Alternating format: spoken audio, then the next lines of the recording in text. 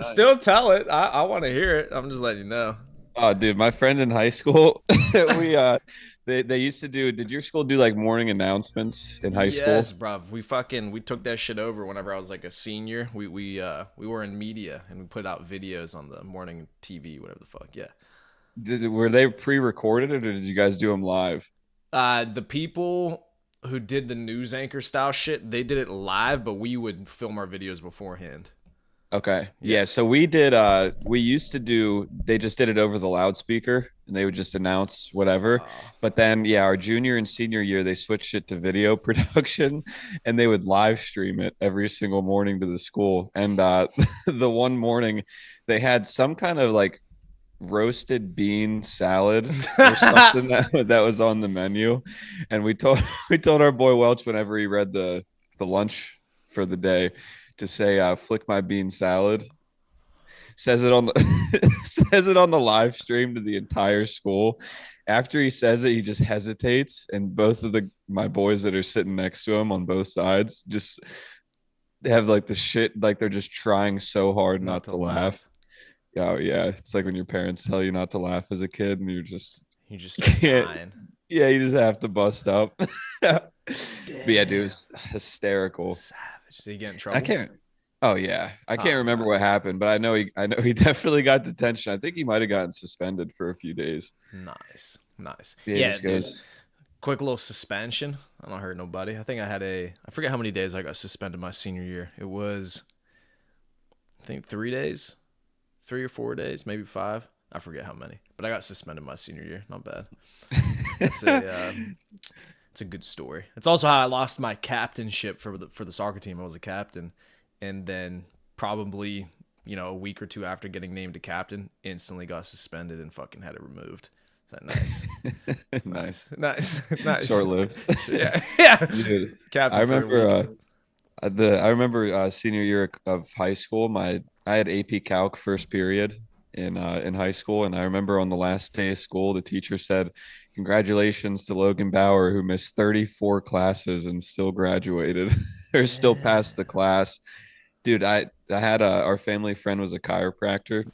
Just go every morning or like a couple times a week. Write me a note. Go in at like 10:30, 11 o'clock. Like did it 2 times a week probably.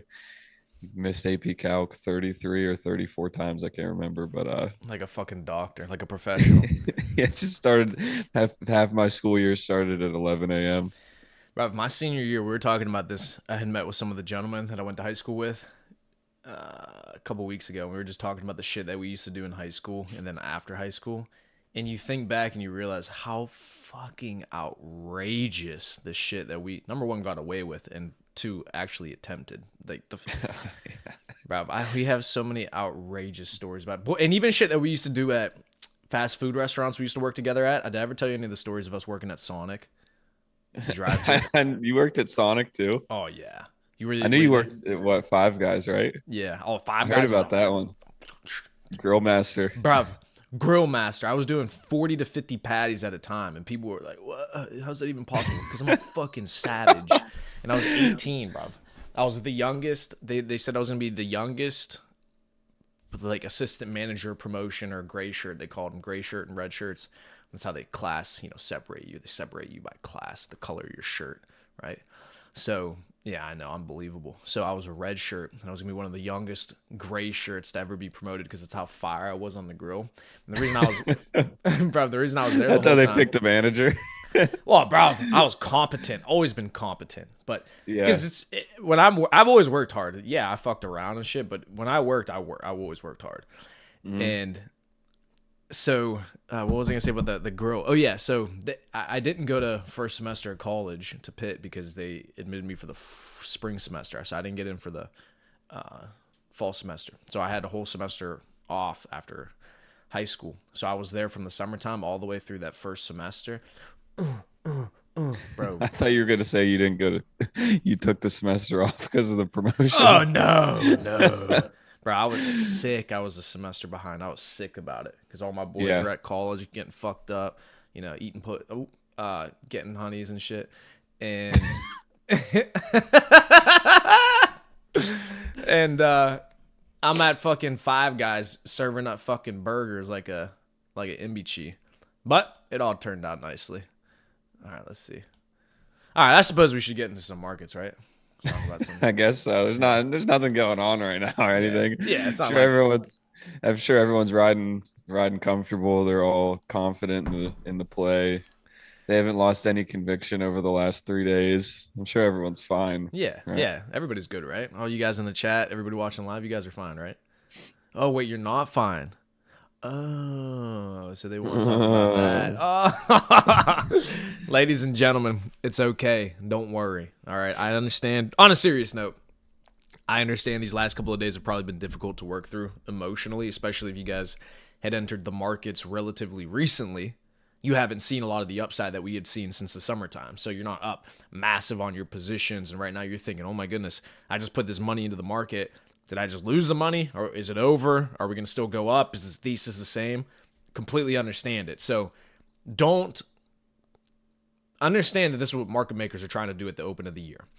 They're trying to cheat you out of your positions because people over leverage themselves and over position themselves for a bias at the beginning of the year because it's a mental shift. So once the calendar changes, everybody wants to reposition, they want to do new things, and what they end up doing is they over leverage and over position one side or another.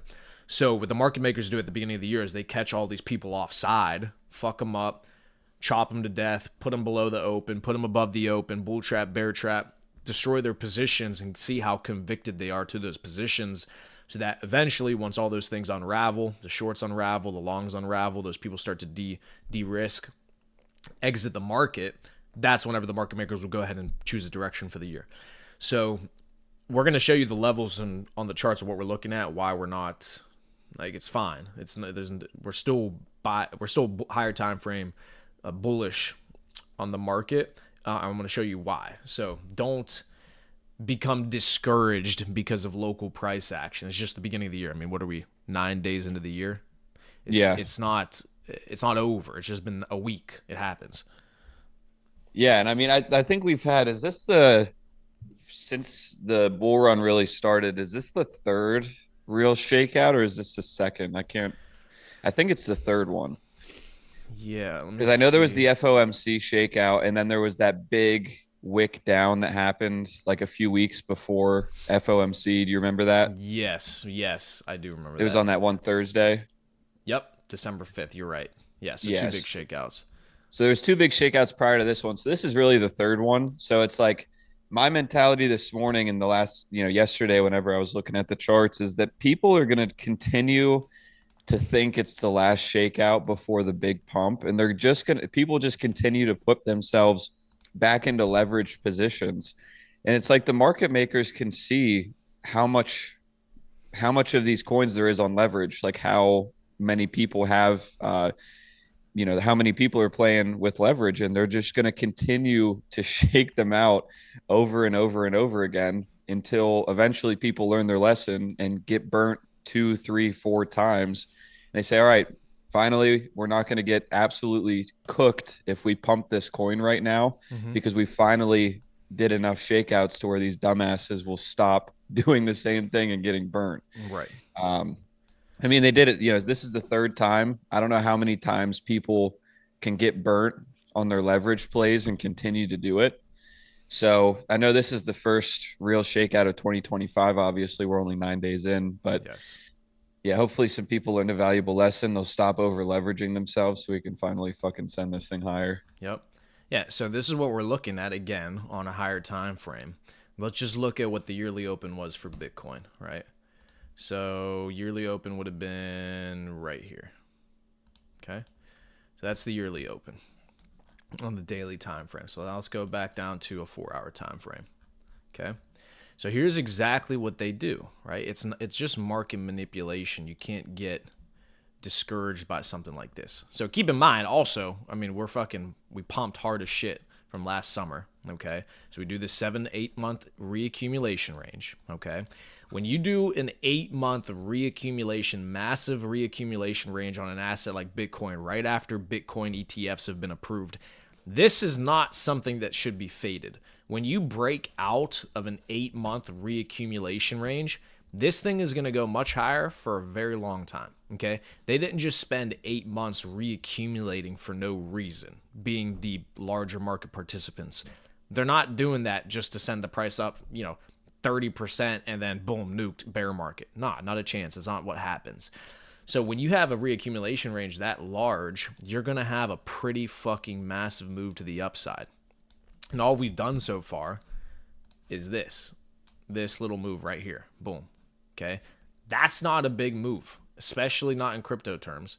I mean, from the absolute pico low, if you want to take it from the absolute low, it's fucking, you're up 2x. Okay. That's not done. It's not over. You don't just do a 2x on an 8-month reaccumulation range on Bitcoin and then it's over. No, that's not how it works. So we do this relatively small move to the upside, and then essentially all we've done is just created a new reaccumulation range before we move up higher. So if you look, we created this range up here that we've had drawn out for a while, and this is the exact range that's playing out. There's nothing here that says, oh, something's broken, something's wrong. We're still within this range. So what they did is, okay, they create the top of the range. There's this wick down that you were talking about, Logan, from Thursday the 5th. They knock out all these leverage traders. Okay, boom, they liquidate them, come back up. Okay, we set this bull trap. So everybody thinks we're breaking out now. So this is 108,000 right up here. All the bulls get really bullish. They open up long positions.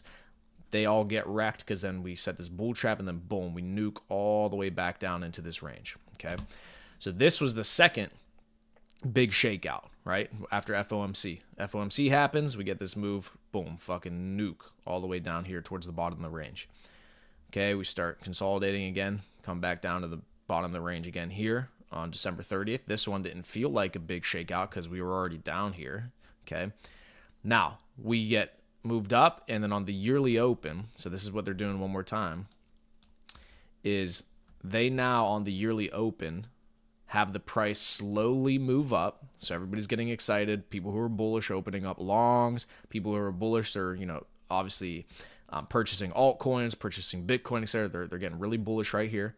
Price is going up. They're getting more bullish. We reclaim the mid-range. We're getting more bullish. And then what do? What? They opened up a long, and the market makers opened up a schlong to fuck them out of the market. Right, and just fucking nuke them. And that's what happens. They build it up all the way up here. After the January open, you're not going to get a free ride to the upside on the yearly open. So I have the line marked out right here. What did they do? This is not an accident. Look where the price came down to. Each wick came down below the yearly open to liquidate these people who have long positions, who have spot positions where they're over leveraged, etc. They nuked the price down in here to liquidate these people, and then look what happened. If we do on a shorter time frame, some of these candlesticks will be closing below. So they come down, they break below the yearly open, and then what do? We reclaim the yearly open. Now we might have some more fuckery here over the next day or two, but soon this is going to resolve to the upside. So they were just creating this whole move to get people super bullish so that they could do woof and nuke them out. So, bless you. Thank you. So again, it's not like I'm not freaking out. This is normal. This is what you're expecting to happen. You just have to have the conviction that long term, over the next 3 to 4, 5 months, that we're still going to get that alt season that we're playing for. So if you go to Ethereum, what do you have any thoughts on Bitcoin real quick before I change? No, you covered everything, I would say. Beautiful. So now we go over to Ethereum. Okay, and I got this puppy drawn out beautifully for you guys. So on Ethereum, on a larger time frame, we have this demand zone below. Okay, so this demand zone was created during November of 24, so 2 months ago. Okay, 2.5 months ago. So we come up here, we create this small reaccumulation right here. This is demand. This is where we're creating our demand. Okay, we pump up higher, great. Okay, now we nuke. Come back down in this new range right here. Okay, so we draw out this range. Let's put it on the 4 hour. on Ethereum, and again, the same thing, we're not out of this range. Okay, there's nothing structurally that has broken that's going to make us sound the alarms and flip bearish. So we're in this new range, right, with our huge demand, higher time frame demand down below. So we nuke, we create the range bottom right here, pump back up, we accumulate back at this mid-range, and then boom, what happens? Look what happens. It's the same thing. Yearly open happens. So we open up for the new year. They send the price up. Everybody's thinking, oh, we're super bullish. Oh, yeah, new year. We're positioned. We're long. We're doing great. Boom, boom, boom, boom. We get right to our local supply overhead. We go on a smaller time frame. So we get this perfect retest of this local supply. What happens? We go 1, 2, 3. Tried to break out. We didn't break out on the third. So what's going to happen? We're going to nuke because we rejected. And then that's exactly what happened. So here's the yearly open, 2025 yearly open. We nuke, and what do? We come right below it. We test perfectly on our long or on our higher time frame demand. Come back up. We reject again. Nuke again. Retest our higher time frame demand. Come back up. And look, this is literally just the yearly open. Look at how perfectly it's respecting the yearly open. It rejects exactly at the yearly open, and then we come back down. So now this could retest again. We could do this for the rest of the day, today, tomorrow, through the end of the week until we actually start moving up again. But we haven't lost that higher time frame support. We're still retesting this demand zone. So until this is no longer support, we're going to treat it as support. And if it's support, then that means it's going to bounce and it's going to move back up off of it. So again, it's not like if we did something like this, just so you guys understand, because it's not just that we're always, it's always going to go back up. I mean, if we did something like this and then we lose the bottom of this range right here, okay, yeah. Now I'm looking at it like, well, shit's probably different this time. There's probably an issue here. Probably should start selling. But that's not what has happened. They're just putting you through max pain to test your conviction and see what they can get you to do before they actually inevitably send this up higher. Like, I don't look at this and say, all right, it's over. I mean, it is what it is. We're in a range. We had a bull trap up here. We fucking nuked people out of their positions. Now we're ranging right below the 2025 yearly open, and we just got to wait for the market to start sending us up higher. Yeah. I mean, I think you pretty much covered everything on this too. I don't have anything I'm going to say is just going to be repetitive of what you covered. So, yeah. So that's that. And then the one other thing, just so you guys can see it too, which I thought was great for, at least for me, to reconfirm my bias, was this move that we had just put on Ethereum. This is why you got to study these charts. I mean, you don't have to. We'll do it for you. And this is why you show up, right? But this move right here is the almost exactly the same type of move we did last year's yearly open on Ethereum. So here, I actually marked it out over here. Okay, so here's the 2024 yearly open. Doesn't this look pretty similar to you guys right here? So let me actually do it like this. We'll show them side by side. Okay. So here's what we just did on ETH for this yearly open, right? Okay, this is the move we just put in. 2025 yearly open. Like we did over here. Doesn't that look pretty similar? We open, we come up, we nuke hard as shit, and then what happens? Up only. Like that's just the move that they're putting in. It's the same move they put in 2024. So we can actually mark it out for people so they can see it. Yeah, the wick down shakeout prior to is. Look at this. Brutal. Fucking brutal. Let's put it on a higher time frame, 4 hour. This is on 4 hour too. Okay, good. Where's it at? Okay. It took you back to current, yeah. There we go. So I'll mark it out with vertical lines as well, just so you can see it. Where's my vert? I don't have it on this one. Let's see. Okay. So we'll put this on the daily. And where are we at on the daily? Okay. It's like even the percentage of the move too is almost identical. It's like it went from a little bit more, but I mean, it went from just over 2,700 to just below 2,200 after the yearly open. And what did we just do? We just went from a little bit over 3,700 to a little bit over 3,200. It's Boom. like it's literally It's the same thing. the identical move. Right. That's why it's so incredible because these market Study makers, crime. yeah, they're not, you're right, exactly. Study crime, that's for sure. But they're not doing anything that's just incredibly, new or special. It's just people have short-term memories and they don't understand that this is the same shit they've done in the past. So let's look at these two, right? Okay, so there's your yearly open on ETH right now. Okay. So here was our yearly open right here, vertical line. So we have the yearly open. What happens? You come up, you nuke, you come down below, you take everybody's long positions out, you shake out all the Jeets out of their positions. You range down here below for a little bit, come back up, scare you one more time, boom. This was the move that we basically just put in on ETH now. So they pump you up, they make you all excited. They pump you up, they make you all excited. They nuke you all the way back down. And look at how these two ranges look very identical. This is what we're building right now, right here on 2025. So you get these little reaccumulation ranges down below this yearly open where it gets everybody to G and get afraid. And then eventually, once you reclaim the yearly open, what happens to ETH?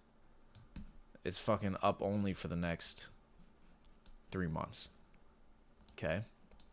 So if you're seeing the same move play out on Ethereum in 2025, well, what do you think the movement's going to be like on this?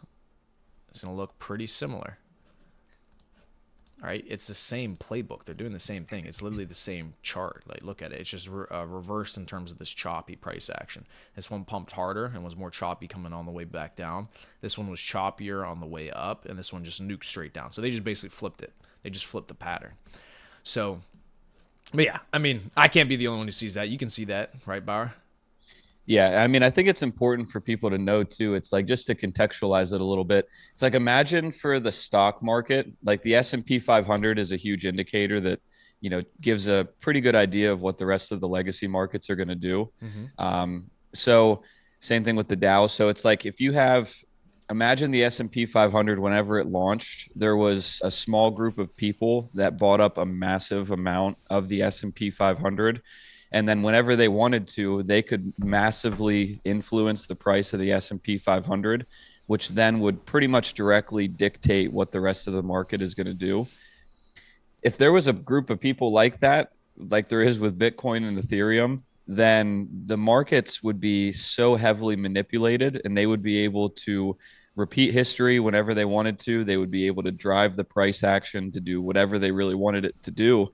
And that's exactly what happens in crypto. It's like whenever you have an entire market class that's the same size as one blue chip stock. I mean, the entire crypto market is what? It's about the size of Apple, if I'm Right. not mistaken. So it's like when you have an entire asset class that's the same size as one blue chip stock, obviously it's going to come with a lot of manipulation. That's why we're always joking around saying study crime, but it's not a joke. It's like this shit can get manipulated so easily. So it's like these big moves, obviously, whenever you have a significant amount of your own money invested, these moves are very dramatic. And it seems like, oh, everything's over. We're never going to be able to come back from this. But it's such a small group of people that are able to so massively influence the price because of just the sheer size of the asset class that this shit doesn't mean anything. I mean, in the grand scheme of stuff, it's like if you're going to allow a week of price action to completely destroy your conviction of a 12-month swing play, then you're just going to get burned. It's like I mean, yeah, what you're showing here is like the move is literally identical. Like this stuff it doesn't happen on accident. It's so intentional. I mean, the move just below the year open, they did it last year, they did it this year. It's like this stuff all happens for a reason, and it's so heavily manipulated. And these people aren't doing this stuff to lose money for the next Correct. 3 years straight. It's like we know that after Ethereum goes on its bull run, and crypto in general goes on this bull run the next 2 quarters, this is when all these people who have been positioning themselves for the last 9 month range that happened all through 2024 and were accumulating through the bear market the past 3 years, this is when they make all their money. You know, they do 3 years of accumulation to make all of their money in 3 to 6 months. And they're not going to allow that to not happen. Like they didn't just accumulate and range for months and years to just let it die and Ethereum not even go into price discovery. It's like, yeah, Bitcoin's up 30% from range highs. At one point, you know, it was about 30 to 40% above previous all-time highs. Ethereum still hasn't even gotten close to its previous Exactly. all-time highs, which I know is still a big source of conviction for yourself and for me too. So yeah, I mean, I think history is going to repeat itself. It already did with the Open and how this year's looked so far. And I think we're going to continue to follow the same trend from last year, but it's going to be a lot more price action to the upside now that we're, you know, once we break out of this range. So, And here's the other thing too, right? The other reason that Bitcoin, I'm confident that Bitcoin's going to continue to go up higher as well, is because we still have not seen the rotation from Bitcoin into Ethereum. That in and of itself is an indicator that we go higher, because until people do not have a, as soon as the perceived value of holding Bitcoin diminishes due to the returns that they think are available on Bitcoin. So once people in their mind believe an asset doesn't go up any higher or can't go up any higher, right? The value is no longer there. That's whenever they start to sell the asset and then they rotate into smaller assets. So that's what people do on Bitcoin. So because we've never seen the rotation this cycle yet from Bitcoin into Ethereum, that means that psychologically people who are holding Bitcoin still have not seen the upside potential for Bitcoin diminish to a point where they would rather hold Ethereum at this point.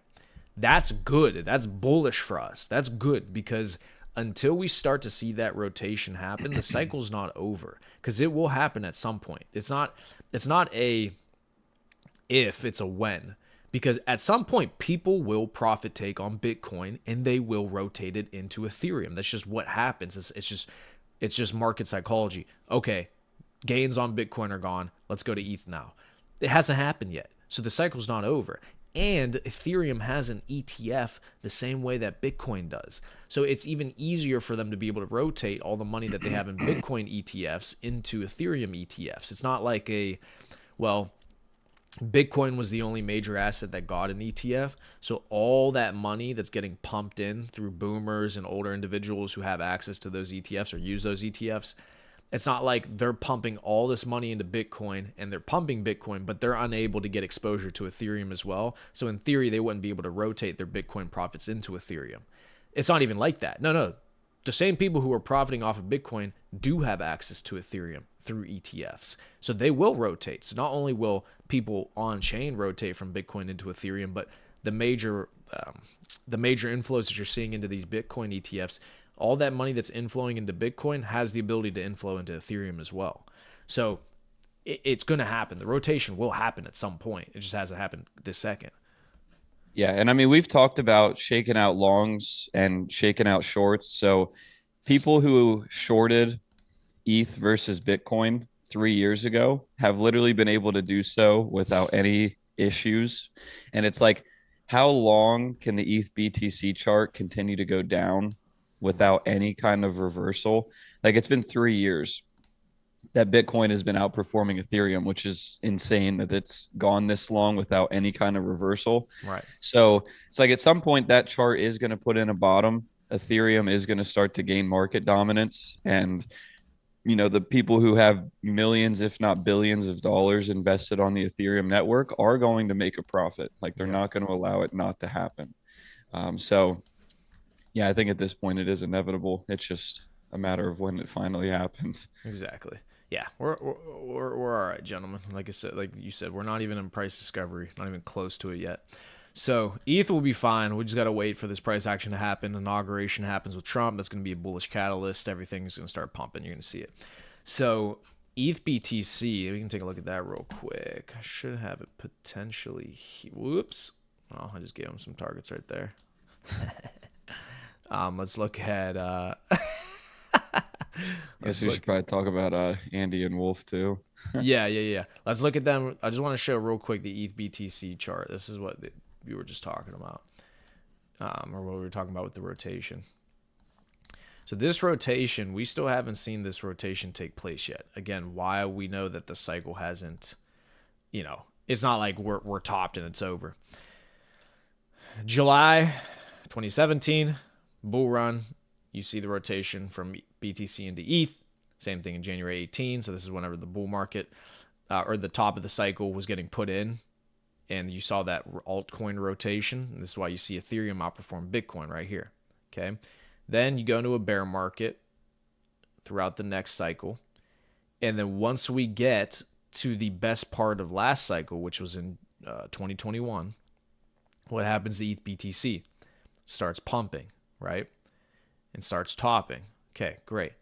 Ever since our last alt season, okay, the last time that we had that blow off top in crypto, same thing. We've been just in a bear market. We've been perpetually downtrending, okay? But look at what we're starting to see here now. Now, instead of a perpetual downtrend, you just keep seeing it coming down lower and lower and lower and lower. You're starting to see it form right now. That's on a weekly time frame if we do it on the daily. Okay? We've been in a perpetual downtrend, but look at what we're doing right here. We're actually starting to have a shift in market structure, and it looks like we're starting to base out a little bit. So we're starting to base out. So here we had a lower low. So we actually had a higher high, then a lower low, lower high, lower low, but then we shifted market structure, created a higher high, lower low. Now this was a lower high, but this is a lower low if it stops right here. So we're starting to try to base out and put a bottom on this chart. And once this does bottom out and we start to see that rotation into Ethereum, and Ethereum starts to outperform, that's whenever you start to see this, like we saw here and like we saw over here, right? This is the whole move that we've been waiting for. This is what we're waiting for. This is what we're waiting to happen. The uptrend, that pump still has not happened. So there's nothing to be, like, I'm not worried about where the market is going to go because the market hasn't done what I know it's going to do at some point. Once I see this start pumping and shit's going crazy, okay, yes, I'm going to look for the door. I'm going to start looking for exit points, exit strategies, be able to make money off of, take profits on the plays that we're in. But that move still hasn't happened yet. So it's nothing to, be worried about. You essentially either just continue to accumulate your positions if you haven't had the opportunity to do so, which I know some people have. So you continue to accumulate, or you just sit on your hands and you wait for it to happen if you already have exactly what you want in terms of your positions, right? Anything on that, Bees? No, yeah, you're right. Okay. All right, you said you want to look at what, Andy? Yeah, you should probably look at Andy and Wolf. Let's see. So that's on the daily. We can do the daily. So Andy, here's the positive thing about Andy, right? And Wolf and all these beta plays that we have. Everything is trading exactly how it's supposed to trade. So anytime Ethereum's pumping, get this out of here. Anytime that Ethereum is pumping, these assets are pumping. And anytime Ethereum is dumping, these assets are dumping as well, which is exactly what we want. Okay. Let's put some candlesticks on that.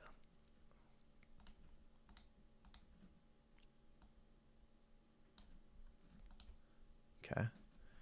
So let's see. We can mark out a couple of levels here. Let's do like 12 hour. What's that look like? Okay.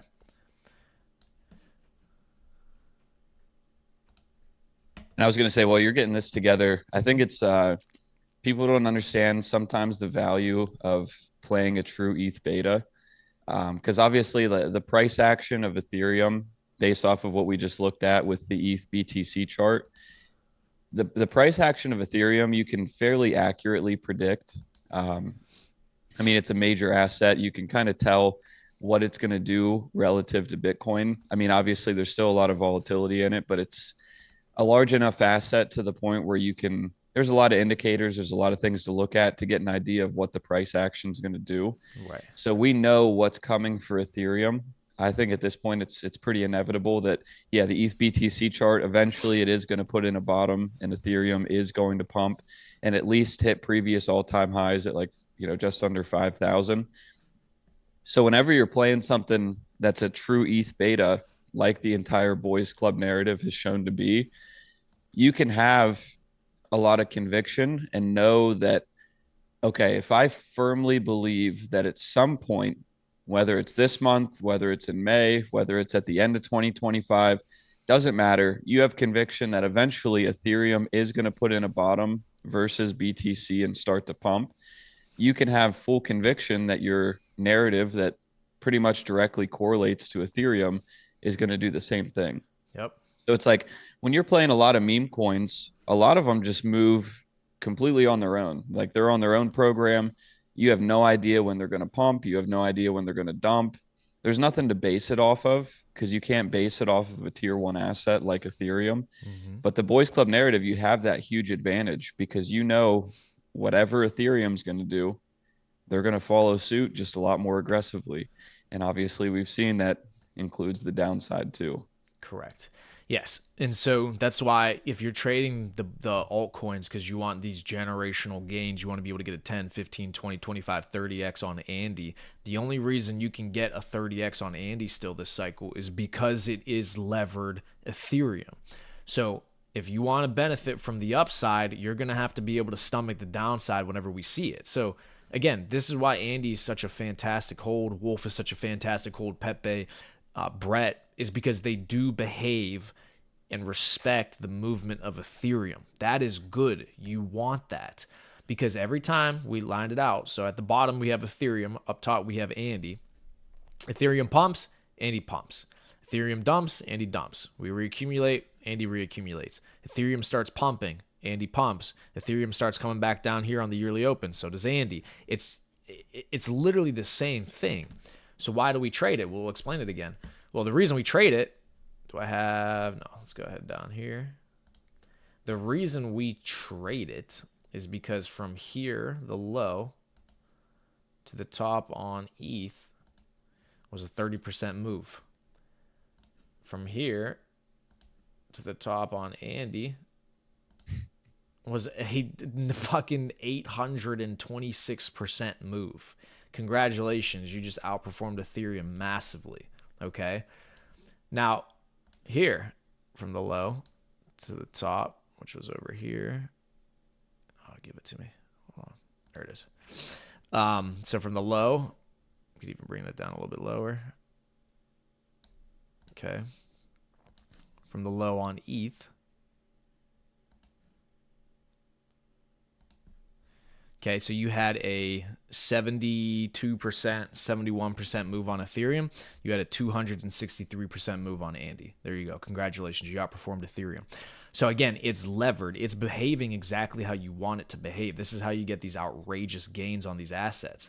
So to the downside, though, okay, you want to benefit from to the upside. Well, as Newton has told us, don't be greedy, but every action has an equal and opposite reaction. From the highs to the lows on Andy, you came down 58%. The low on ETH would be, well, we could put it down here just to be fair, was 24%. So Andy is actually even better than just an ETH beta because not only does it outperform Ethereum more to the upside, but to the downside, yes, it underperforms Ethereum, but not as pronounced as it is to the upside, if that makes sense. Yeah, 4 times outperformed it to the upside and 2 times underperformed it to the downside. So it's actually better than just fucking leveraged. Even better because of the perceived value. Because if it was strictly just a leverage, long or short that you put on Ethereum, that leverage will work 3x to the upside, 3x to the downside, equal weighted. Holding spot Andy because the perceived value is so strong, it's not even the same leverage to the downside than it is to the upside. It's more leverage to the upside than it is to the downside. So you're even better holding this than just putting in longs and shorts. So it's like, how could you get an even better asset to hold? Yeah, does it hurt that it went down the last couple of weeks? Yeah, it does, for sure. It hurts a little bit. But it's fucking fantastic how this thing trades. It's actually insane. So, because you can't get liquidated on a spot position either. If you're trading leverage, you get liquidated, player. You're going to get fucking knocked out. If you hold spot, they cannot liquidate your position. You own that. So, yeah, it's just outrageous how well it trades against Ethereum and Pepe. Because it's effectively a Pepe beta as well. Beta to Pepe. Pepe being the true beta to Ethereum. Pepe is about 3x leveraged on Ethereum. Andy's probably a 3x Pepe, so 9x to Ethereum. So that's what I'm saying. You hold and you reaccumulate Andy down here, you're getting a premier entry. Once Ethereum starts to do what? Well, from what we know, historically, Ethereum in Q1 and Q2 provides outrageous gains. So when ETH starts doing this and pumping again, well, there you go. You know what Andy's going to be doing. It's going to Valhalla. So that, again, is the relationship between the two. So they're doing exactly what they're supposed to be doing. There's nothing you should be worried about, Oh, Naeem! Naeem's back. He's in the chat. He said, I'm back, baby. Oh! Come on, Naeem. It's time to work, baby. So, yeah, any further analysis on that, bees? But, I mean, that should keep them fucking fired up for now. Yeah. I mean, it's outperforming to the upside, underperforming, less to the downside. So yeah, I don't know what else you want. Yeah, that's fucking sick. I hadn't even taken that into account until today, that it actually performs better to the downside than it does to the upside. When I put a message in the private crypto plays yesterday, I said, whenever these assets are down, people are wishing that they sold higher. And then whenever the assets are up, they're wishing that they bought lower. So it's like, we've talked about the memes before about, whenever it's down to the price they wanted before, oh, I'm not buying that shit. But it's like, it's just complete delusion. Cause it's like, whenever Andy was at 0.33, there's probably a lot of people that are watching this, or it was at 0.35 or 36 or whatever, just a couple weeks ago, back in the middle of December. Guaranteed a lot of people that are watching this were wishing, oh man, I wish I would have gotten into Andy when it was at 1.5, 1.6. I wish I would have put more in. I wish I would have had more conviction. I wish I would have stuck to what my gut was telling me, whatever. Then it, pulls all the way back to that number, 1.5, 1.6. We had like we see on the chart, 60% pullback from the highs. Now that it's down to this number, everyone's like, oh man, I had an opportunity to sell at 0.35. I wish I would have sold. I wish I would have gotten out when it was higher. You're never going to make any money if whenever it's low and you have the opportunity to buy, you wish you would have sold. And then whenever it's high, you wish you would have bought more. Yes. It's like you're being given the opportunities that you asked for. And I mean, I said our one mentor had said to us that, God gives you exactly what you would ask for if you knew what he knew. So it's like, I think that's what these entries and that's what these pullbacks are symbolizing to us. It's like, if you knew what was best for you, you would be grateful for the entries that you're being given right now, because you're literally getting a redo of the opportunity you had to buy a month ago. And maybe you didn't. It may be whenever it was up to 3.5, 3.6, pushing all-time highs. Maybe you wish you would have bought more. Now you're being given that opportunity again. Are you going to capitalize on it? Or are you going to capitulate and think that it's over? The choice is yours. Such a great point. Yeah, you would pray for. No, God gives you what you would pray for if you knew what he knew. So if you guys knew for a fact, 1,000%, you could see into the future, you already saw it happen, Pepe is going to be trading at $100 billion market cap. If you knew that for a fact, you would be praying to God for a massive pullback at the beginning of the year so that you could get an entry and reaccumulate on your position so that you can make more money when it does end up doing that. That's exactly what you would pray for. Now, you don't know that 1,000%, but God just may be very, very well just be giving you that opportunity, knowing what he knows, that it is going to be trading much higher in 3 to 4 to 5 months. So that's it right there. I mean, you have 1 to 2. I'm going to say 2 maximum opportunities in your lifetime to make a meaningful impact on your lifestyle, on the wealth that you can generate for yourself, on being able to get out of your current career, 9-to-5 job, etc. God gives you 1 to 2 maximum opportunities like that in your lifetime. So my mindset has always been, well, I may as well get rich or die trying, because I'm not going to be happy if I don't get rich. And I might as well fucking try my best then in the meantime to do so, because I would be miserable. I might as well go down swinging. I may as well die trying, right? So I'm going to be all in. I'm fully convicted. I understand what the data is. I understand what the probabilities are. Probabilities are in my favor. Is it 100% that's going to happen? No, not necessarily. Probabilities in my favor, though. So I'm going to take the opportunity, because when am I going to have another opportunity to do something like this and, essentially create generational wealth for myself in the matter of a year and a half? In the grand scheme of things, is no time at all, essentially no time at all, and set myself up for the rest of my life. It's like, what am I going to wait for the next opportunity, or am I just going to go all in right now? No, I'm going to go all in. Fuck it. So, yeah, you guys got to have some conviction. You got to have some mental fortitude. You got to understand what we're doing here, what we're trading. The more educated that you are, the more that you know about the markets, the more you're going to be able to handle these movements in the market. But, yeah, so that's it right there, gentlemen. I'm buying more Boys Club this week. The guys inside the private crypto plays, they see my positions. They see whenever I buy. I tell them exactly what I'm buying. If you want to see that, join the Taylor's Code. The link is in the description. It's effectively a network and organization for people who want to make money online, people who want to be a part of a fraternity of individuals that are actually trying to benefit themselves outside of financial reasons, but for physical reasons, spiritual reasons, become the most fantastic individual that they possibly can, because the better that they are as men, the better lives that they can lead, and the more they can take care of the people around them. So join. Outside of that, I'm pretty much good to go, bees. Like, comment, subscribe.